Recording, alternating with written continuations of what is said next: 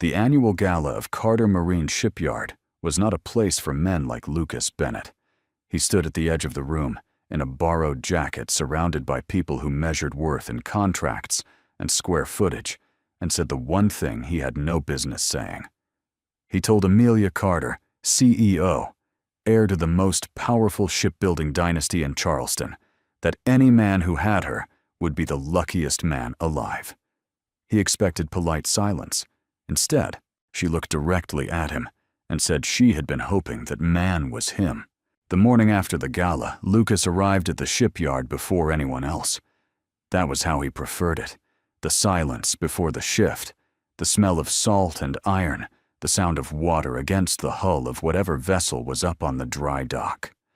He had built his life around predictability after everything fell apart, and the yard gave him that. Same work, same hours, same distance from the world that had once expected things from him. He pulled on his coveralls, picked up his tools, and tried to convince himself that the previous night had not happened the way he remembered it. It had, though. Every detail of it was still sitting in his chest, like something he had swallowed wrong. The borrowed jacket. The way he had been standing near the back of the room, where the catering staff moved in and out, nursing a glass of something he did not particularly want, watching a room full of people who wore their success like a second skin.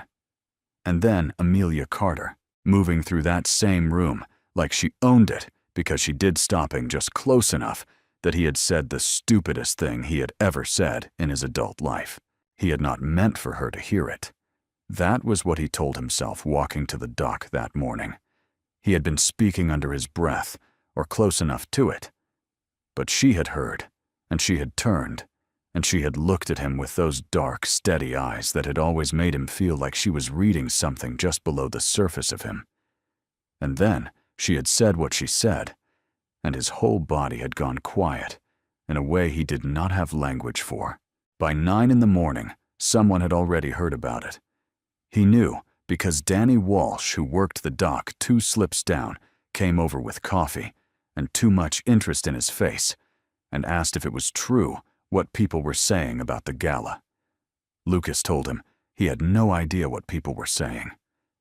Danny grinned and walked away, and Lucas understood that however the conversation had traveled overnight, it had not stayed between the two of them. Amelia Carter had run Carter Marine for 6 years. She had taken over when her father's health declined, when the board was quietly divided, and the company's direction was unclear, and she had done what most people privately believed she could not do. She had steadied it. She had grown it. She had made decisions that cost her sleep and cost her relationships and cost her the version of herself that had once believed she could have both a career and a life outside of it. She had made her peace with the trade. Most of the time, she had made her peace with it. She sat at her desk the morning after the gala and reread the same email 3 times without absorbing a single word. What she kept returning to instead was the look on Lucas Bennett's face when she had answered him. She had seen men surprised before she surprised them regularly, in boardrooms, in negotiations, in conversations, where they had already decided what she was going to say before she said it. But that had not been the expression on his face. What she had seen was something closer to someone who had just been told that the thing they had quietly wanted for a long time was actually within reach and did not know yet whether to believe it. She had known Lucas for nearly 2 years, the way you know someone you see every day in a large operation, by face, by function, by reputation. She had known he was good at what he did, because Marcus Webb, her yard superintendent, had told her so more than once in terms that Marcus did not use lightly. She had known he kept to himself and came in early and did not involve himself in the politics that ran quietly beneath every workplace. What she had not known until about 4 months ago was the rest of it. She had found it by accident. She had been going through archived project files from her father's tenure the decade and a half before she took over looking for documentation on a hull design that had come up in a legal question. And there it was. A design credit on the Meridian series, the yacht line that had made Carter Marine's international reputation in the early years of that decade. The name on the original design brief was L. Bennett. She had pulled the full record, and then she had understood why the name felt familiar in a way that did not match the man she knew from the yard floor. She had not said anything to him about it yet. She was not sure why she had waited. Maybe because it felt too much like having watched someone quietly for months and then revealing that you had been paying attention all along. The thing about working with your hands is that it does not leave much room for thought to spiral. Lucas had counted on that for 4 years. The physical nature of the work, the assessment of damage, the decisions about what could be repaired and what needed to be replaced, the focus required to do it right, was the closest thing to peace he had found since Claire died. He had not been looking for peace when he took the job. He had been looking for somewhere to disappear, and the shipyard had given him that too. The fact that it turned out to be the same thing was something he recognized only gradually. He had been a designer once, a good one by most measurements. He had spent his 30s doing work he loved for a company that valued it, and he had built a life around that identity in a way that felt solid at the time. Then Claire got sick, and the illness moved fast the way it does when it does not intend to be stopped, and within 14 months, she was gone, and he was standing in a version of his own life that he no longer recognized. He quit 6 weeks after the funeral. He told himself it was temporary. He knew even then that it was not. What he had not expected was to end up at Carter Marine. He had taken the repair job because it was available, and because it required skills he already had, and because nobody at the yard was going to ask him what his plans were or whether he had thought about going back to design. For a long time, that was enough.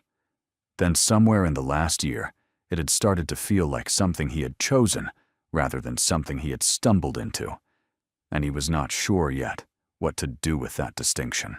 He was torquing a bolt on a bilge pump fitting when he heard footsteps on the dock behind him that did not belong to anyone from his crew. He knew because the yard had a rhythm, and those steps were too deliberate, too measured.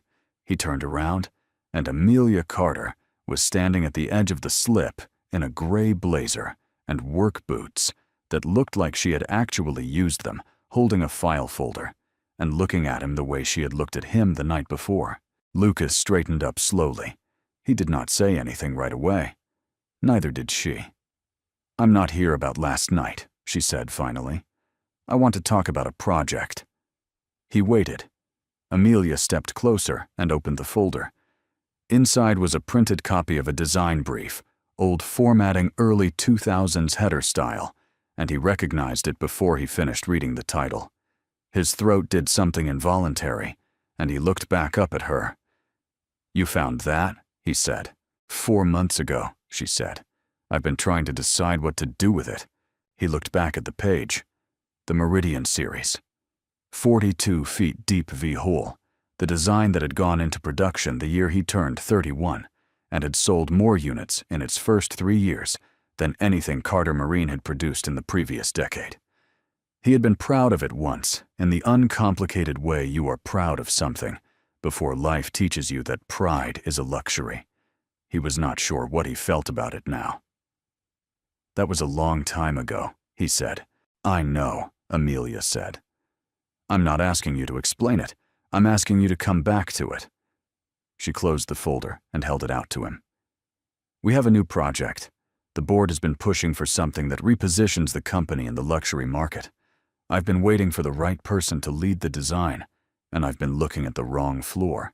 Lucas took the folder because refusing to take it would have been a gesture, and he did not do gestures. He stood there, holding it, feeling the weight of something that was not paper. "Why now?" he said. "Because I found the file 4 months ago," she said. "And then last night happened, and I decided I was done waiting for the right moment." He did not answer immediately. The water moved against the hull of the boat behind him. Out across the yard, the sounds of the morning shift continued the grind of machinery, someone calling to someone else 2 docks over. Normal. Everything normal except what was happening in this particular spot on the dock. "I'll think about it," he said. "That's all I'm asking," Amelia said. She held his gaze for a moment longer than strictly necessary, then turned and walked back up the dock, the way she had come, steady and unhurried, like a woman who had learned long ago not to look like she was waiting for anything. Lucas did not sleep well that night. He sat at the kitchen table in his apartment 3 blocks from the water, with the folder open in front of him, and went through the design brief page by page, the way you go through something you are not sure you are ready to look at directly. The Meridian drawings were in there too, photocopies of his original sketches, his handwriting in the margins, shorthand he had developed in his mid-20s that he still used without thinking about it. He had not seen these in years. The thing about grief is that it does not stay in the places you leave it. He had thought he had organized his. He had put the design work in a box labeled before, and he had put the yard in a box labeled now, and he had kept those boxes on separate shelves. But the folder was sitting on his kitchen table, and Amelia Carter had carried it down the dock and put it in his hands, and the boxes were no longer on separate shelves. He thought about what she had said.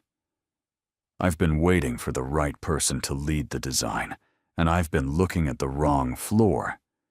He thought about the way she had looked standing on the dock, not like his boss exactly, and not like the woman from the gala exactly, but like someone who had decided to be honest about something and was prepared to deal with the consequences of that. He had 2 choices in front of him, and he knew it. He could hand the folder back in the morning and say, "No, thank you," and return to the life he had built, which was a real life and a functional one, and not nothing. Or he could say yes and step back into the version of himself that he had left in a conference room in this same company 4 years ago and find out what was still there. By the time the light changed outside his window, he had not made a decision, but he had not closed the folder either. The next morning he arrived at the yard at the usual time, and Marcus met him at the tool locker with an expression that said he already knew something was in motion. The yard talked. Lucas had known that from week 1. "She came down to see you herself," Marcus said. "Not a question." "She did," Lucas said. Marcus nodded slowly. He was a man of 60-something with 40 years of shipyard experience and the rare quality of knowing when to push and when to leave something alone. He left it alone. Lucas worked the morning shift and ate lunch on the dock wall, looking out at the harbor, the folder sitting in his truck. He thought about the Meridian. He thought about what it had felt like to draw something that then got built, to watch a design he had made on paper become steel and fiberglass and water displacement. He thought about Claire, the way he always thought about Claire when he was on the edge of a decision, not with the sharp pain of early grief, but with something more like consultation, as if she were still someone he could run things by. She would have told him to take the job. He knew that without any uncertainty. She had always been clearer about him than he was about himself. He finished his lunch, walked back to his truck, and drove to the main building. He went to the executive floor for the first time since he had originally interviewed for his position, which had been a different floor and a different office arrangement, and he stopped at the assistant's desk and asked if Ms. Carter had a few minutes. She did. Lucas walked into Amelia's office, set the folder on her desk, and said, "Tell me about the project." Amelia looked at the folder, then looked at him. A small shift moved across her face. Not surprise exactly, more like something settling into place. "Sit down," she said. "I'll get the full brief." The project was called the Harlow Series. Amelia had chosen the name herself, clean American nothing that tried too hard. The brief called for a 50-foot luxury sailing yacht, something that could compete in the upper tier of the private market without looking like it was trying to impress anyone. That last part had been her note in the margin of the original concept document, and when Lucas read it, he had circled it without thinking the way he used to mark things that mattered. He spent the first 2 weeks in the design office they had set up for him on the 2nd floor of the main building, a real office, not a drafting corner, with a window that looked out over the water. He had forgotten what it felt like to work at a desk, that was his own. He had also forgotten, or maybe suppressed, the particular kind of focus that design required, the way it asked you to hold the entire shape of something in your mind, while working on one small part of it. It came back faster than he expected. That bothered him slightly, the way good things sometimes do when you have spent years telling yourself they are gone. Amelia did not hover. That was the first thing he noticed about working near her rather than below her. She gave him the brief, gave him access to the technical team, and then left him alone to find his way back in.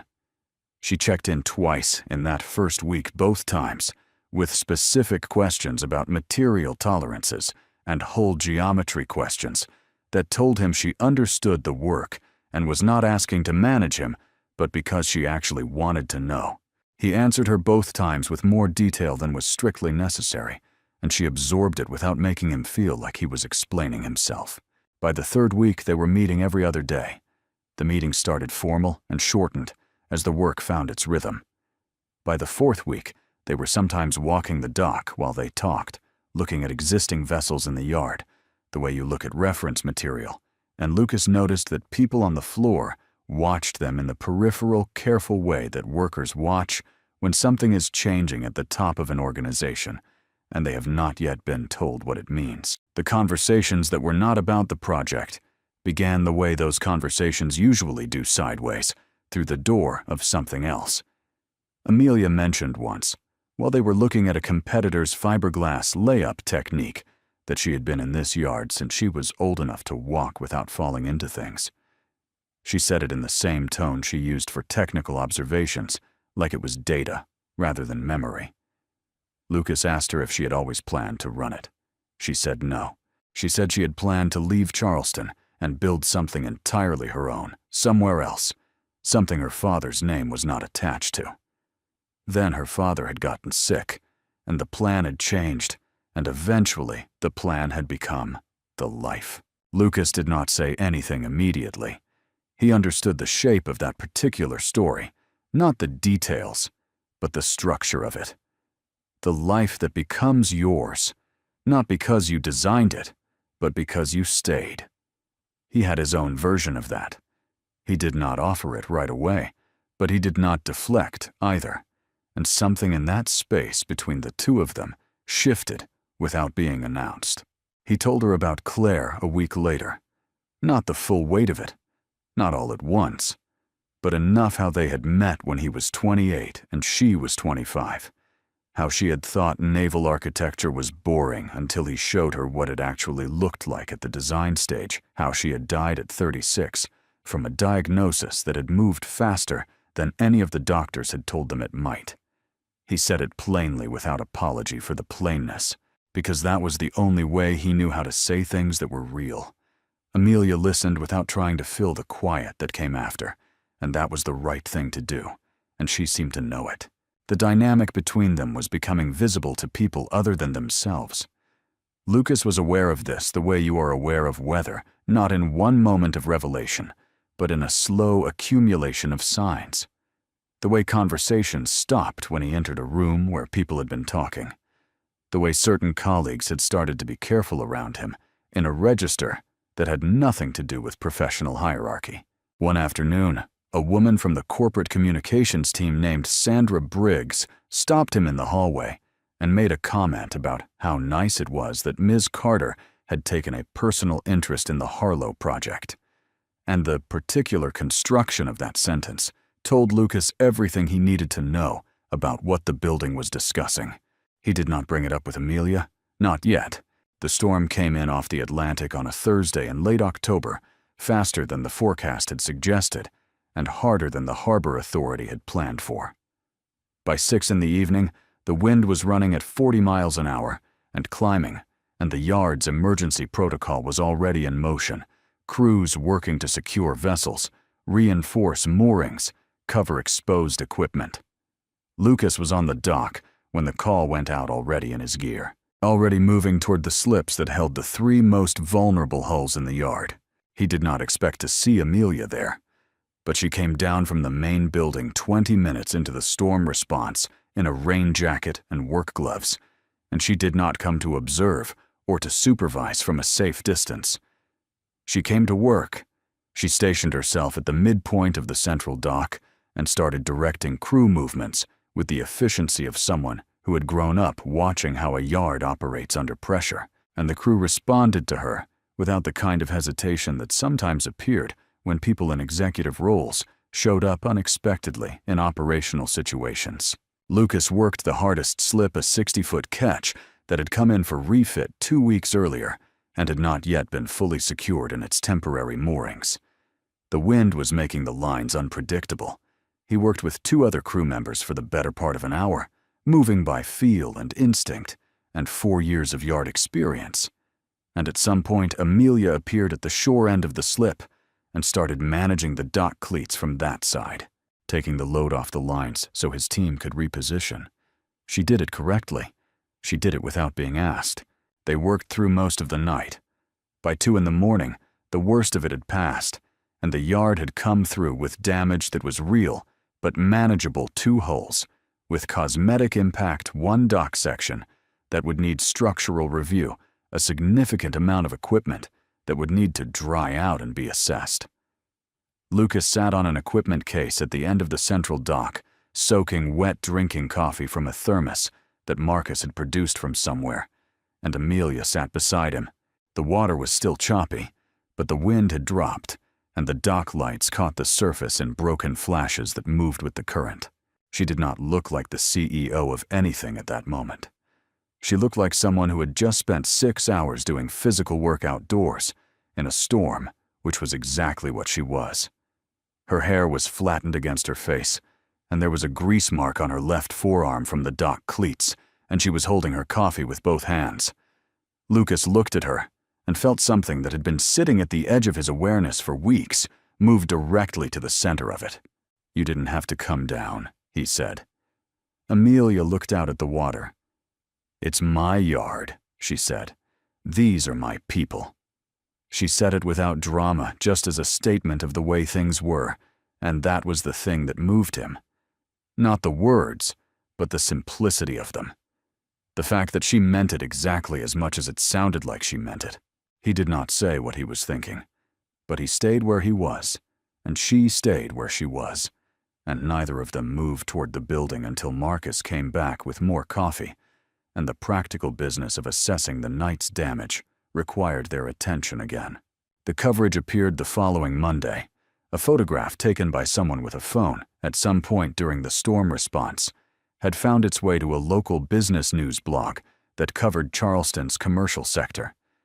The image showed Lucas and Amelia standing close together on the dock in the rain, not touching, but in the way 2 people stand when the distance between them is a decision rather than an accident.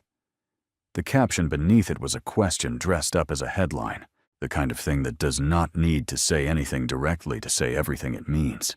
By Tuesday, it had been picked up by 2 regional outlets.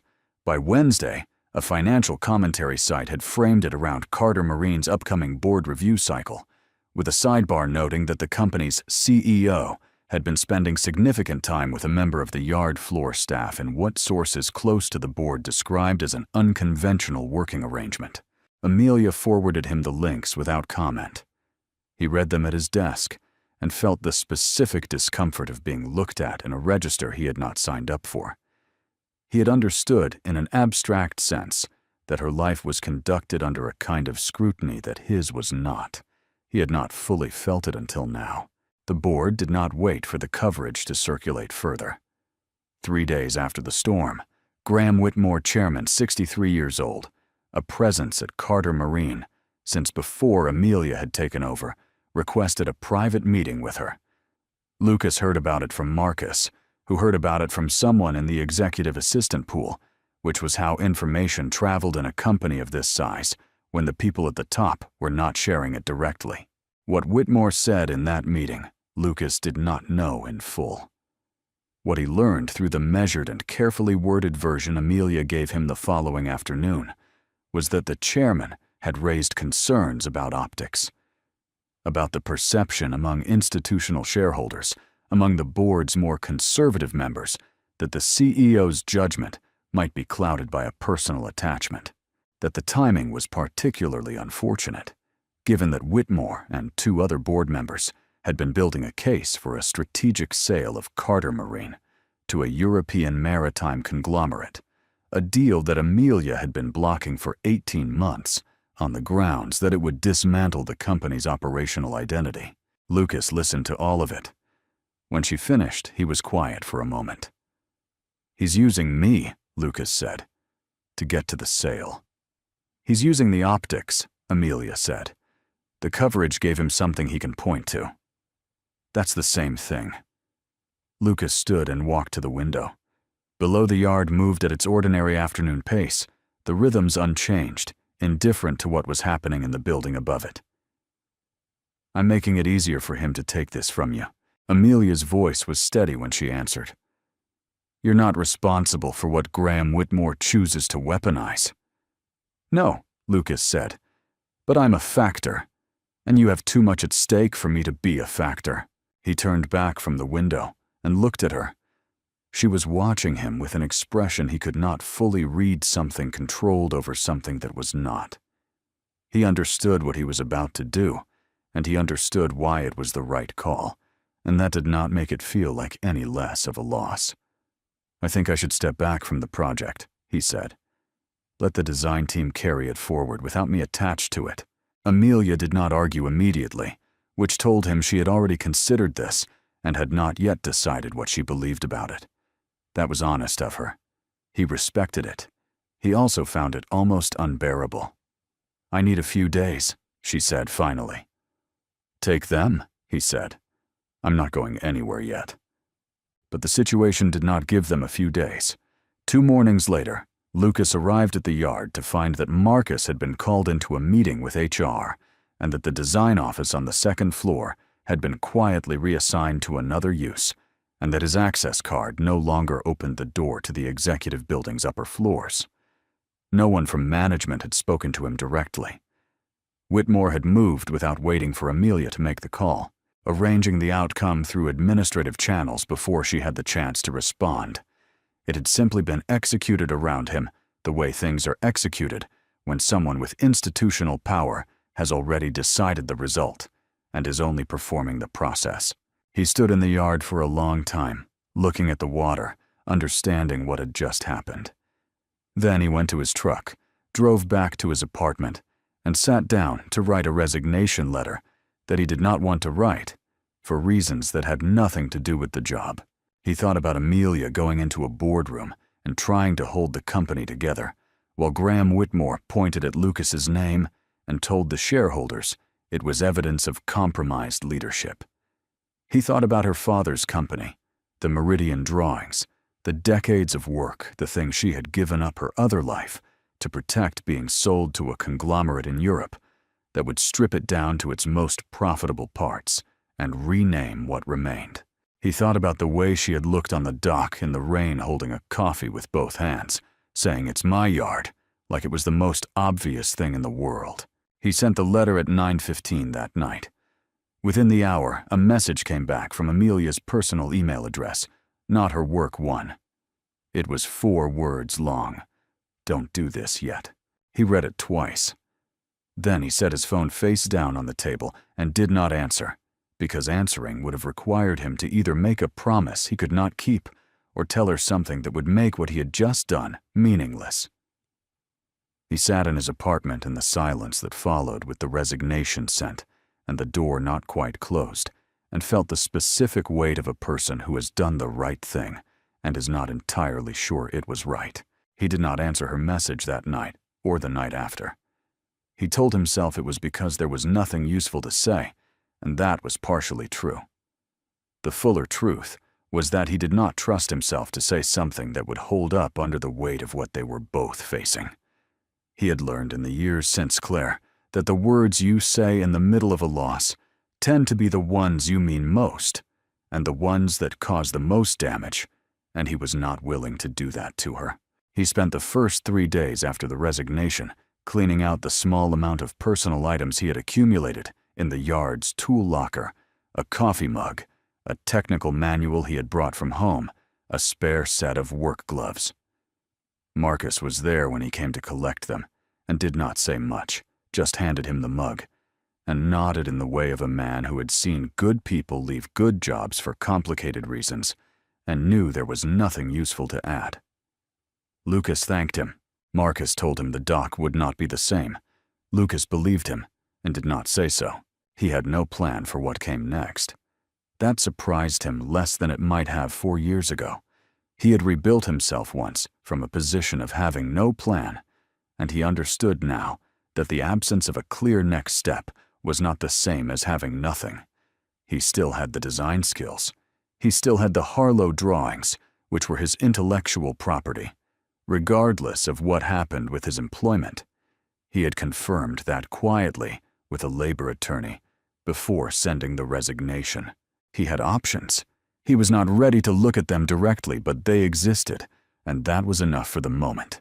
What he had not anticipated was the phone call from a woman named Patricia Owens. Patricia was the personal attorney for the Carter estate, not the company's legal team, but the private counsel who had handled the founder's personal affairs for the last 22 years of his life. She called Lucas on a Thursday morning, 11 days after he had left the yard, with the measured directness of someone who had been waiting to make this call for a specific reason and was now making it because the reason had arrived. She told him that Richard Carter, Amelia's father, the man who had built Carter Marine from a single dry dock in the early 1980s into the operation it was today, had left a provision in his personal estate documentation that had not yet been executed. The provision had been structured to activate under specific conditions, and those conditions had now been met. Patricia said she was not able to discuss the full details over the phone and asked if he could come to her office the following morning. Lucas said yes before he had fully processed what he had just heard.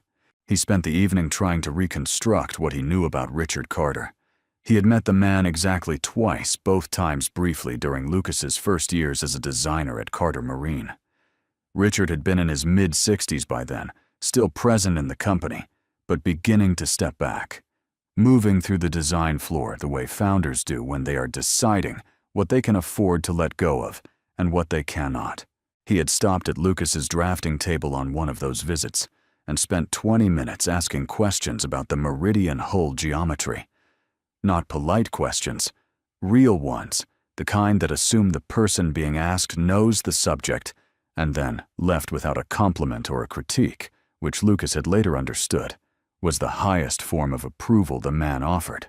He had not known Richard Carter well. He had not known Richard Carter was watching him at all. Patricia Owens's office was on the 4th floor of a building 2 blocks from the waterfront. She had the particular stillness of a lawyer who had spent decades being the person in the room who already knew the outcome and was waiting for everyone else to catch up. She set a sealed envelope on the desk between them before she said anything else and told him it was a letter written by Richard Carter approximately 3 years before his death, to be opened in the presence of the estate's attorney under the specific circumstances that had now occurred. Lucas opened it. The letter was 2 pages handwritten, the penmanship of a man who had learned to write before computers made handwriting optional. He read it once quickly, and then read it again slowly, the way you read something that is reorganizing your understanding of events you thought you already understood. Richard Carter had been watching the design floor more carefully than anyone had realized.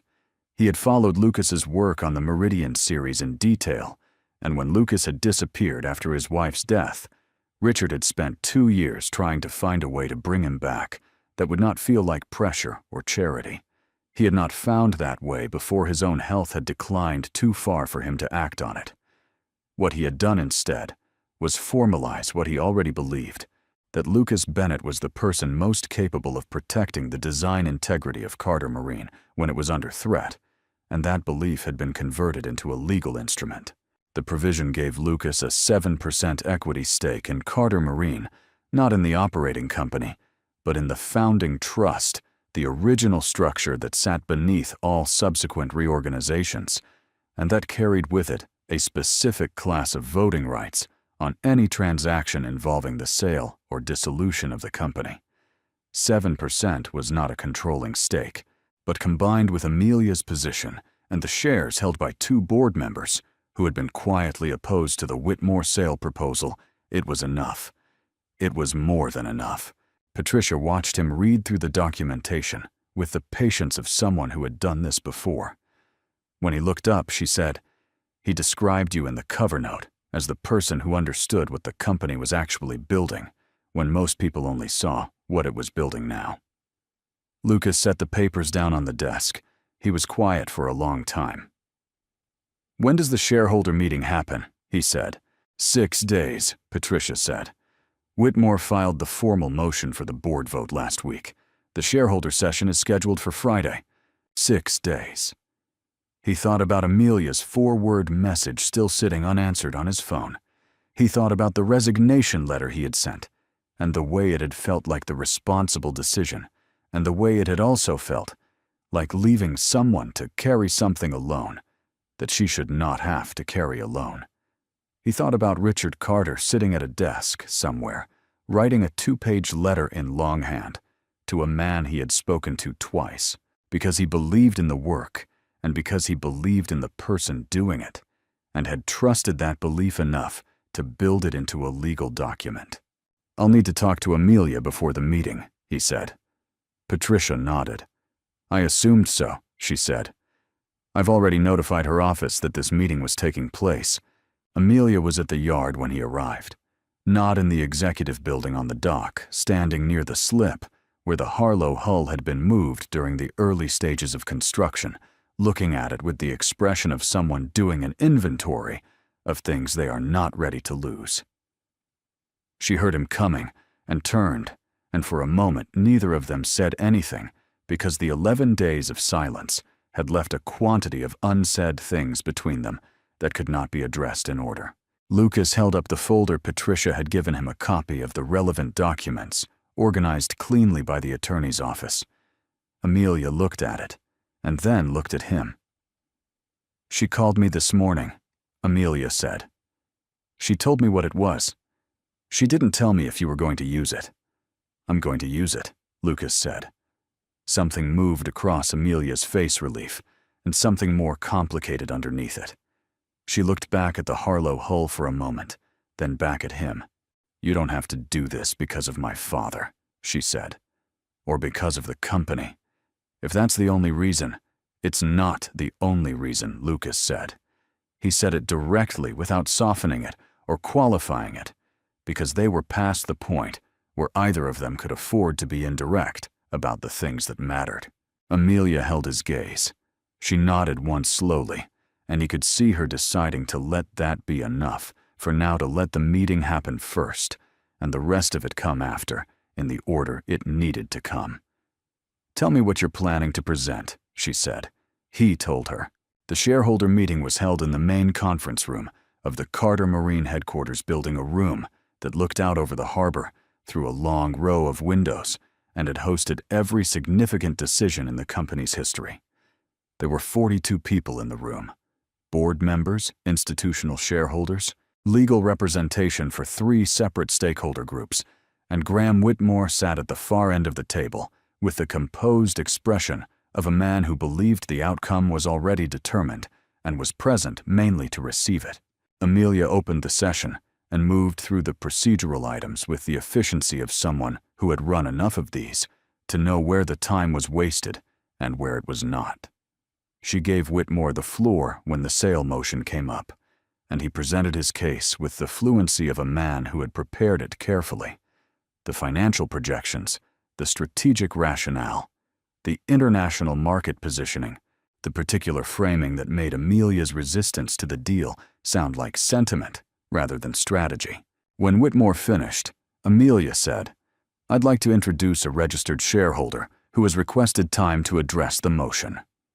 Lucas walked in from the side door. He had been in the anteroom for 40 minutes, going over the design presentation he had put together in 4 days of focused work, and he was wearing the one decent jacket he owned that was actually his. He set his materials at the standing position near the window and looked out at the room. Whitmore's composure adjusted by a fraction. It was not much, but it was enough. Lucas did not begin with the equity documentation. He began with the Harlow series. He walked the shareholders through the design, not the technical specifications, but the market architecture, the positioning logic, the way the vessel filled a specific gap in the luxury sailing market that no current Carter Marine product addressed, and that no competitor had yet moved to occupy. He had the numbers because he had always had the numbers. Design without commercial rationale was not design, it was drafting, and he had never confused the two. He showed projected unit economics across a 5-year production run, showed the licensing potential of the hull design in international markets, showed what the Harlow series could do for Carter Marine's revenue position without requiring the company to dissolve its identity or its workforce to achieve it. Then he presented the equity documentation. Patricia Owens was in the room. She had been introduced as a state counsel at the start of the session, and she confirmed the provenance and validity of the founding trust provision when 2 of the board members asked for clarification. The 7% stake was real, legally sound, and had been structured by Richard Carter with the specific intent of protecting the company's design direction and operational independence in the event of a hostile reorganization attempt. The room changed. It did not change loudly or dramatically. These were not people who expressed things loudly or dramatically. But Lucas had been in enough rooms to feel the shift in the quality of attention when the people in them start recalculating. Whitmore spoke. He questioned the timing of the disclosure, the motivations behind it, the relationship between the shareholder making the presentation and the CEO who had introduced him. He used the word conflict 3 times in 4 sentences, and the 3rd time he used it, one of the institutional shareholders, a woman named Helen Marsh, who represented a pension trust that held 11% of the company, asked Whitmore directly whether he was suggesting that a provision written by the company's founder and held in trust for over a decade constituted a conflict, or whether he was simply uncomfortable with its implications. Whitmore did not have a clean answer for that. The letter came last. Amelia read the relevant portion aloud, not the whole document, just the section in which her father had written about what Carter Marine was, for what it had always been for, and what he had believed would happen to it if the people running it ever forgot that a company built on the knowledge of how to make something well could not be sold to people who did not share that knowledge without losing the only thing that had made it worth buying. It was 2 paragraphs. The room was completely silent while she read them. The vote on the sale motion failed. 12 against 7 in favor, with 3 abstentions from members who had come in supporting Whitmore and left the motion without enough confidence to commit either way. It wasn't close enough to be contested. Whitmore sat at the end of the table and did the arithmetic and understood what had just happened to the plan he had spent 18 months constructing. Amelia moved through the rest of the agenda. When the session closed, people began to move and talk in the way they do when a significant thing has just been decided and everyone is processing their position relative to the new landscape. Lucas stood near the window and looked out at the harbor. The Harlow hull was visible from this angle, sitting in its slip, not yet finished, still becoming what it was going to be. He heard Whitmore leave the room without speaking to him. He did not turn around. 2 weeks later, the board voted to formalize Lucas's return to Carter Marine as director of design. The vote was not unanimous, but it was decisive, and the dissenting members were the same ones who had voted in favor of the sale, which told its own story about what their objections were actually about. Amelia told him in the same office where she had first handed him the full Harlow brief. She said the title, the terms, the reporting structure. She said it the way she said most professional things, directly without ornamentation. Then she said, "My father was right about you. I want you to know I agree with him." Lucas looked at her. "I know," he said. "He was right about a lot of things." There was a beat between them, the kind that carries everything that has been accumulating for months and is now deciding whether to resolve or continue accumulating. This one resolved. The evening was warm for November, the kind of warm that Charleston produces occasionally in the fall, as a reminder that the city operates by its own seasonal logic. They were on the dock, the central dock, the same one where they had worked through the storm, and Lucas was not entirely sure how they had ended up there, rather than the parking lot, except that it was where both of them had instinctively turned when the building was done for the day.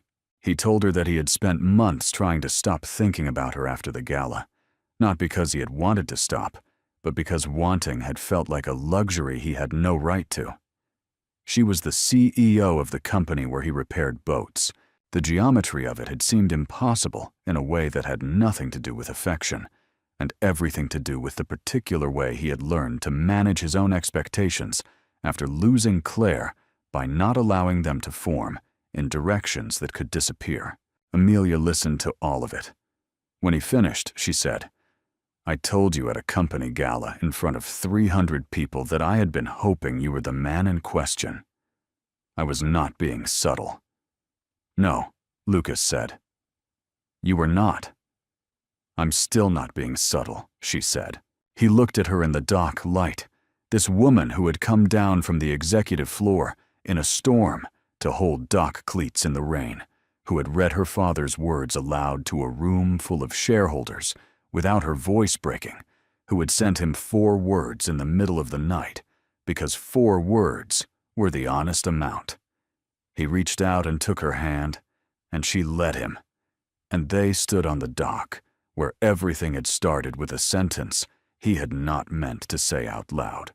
And neither of them looked back at the building. The water moved against the pilings. The yard was quiet. Whatever came next, they would build it from here.